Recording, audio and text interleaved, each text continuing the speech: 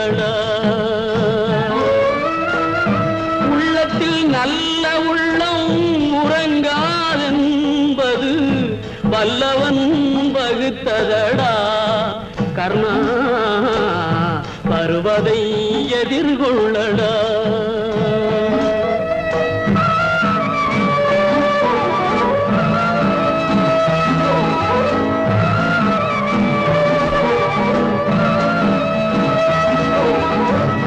தாய்க்கு நீ மகனில்லை, தம்பி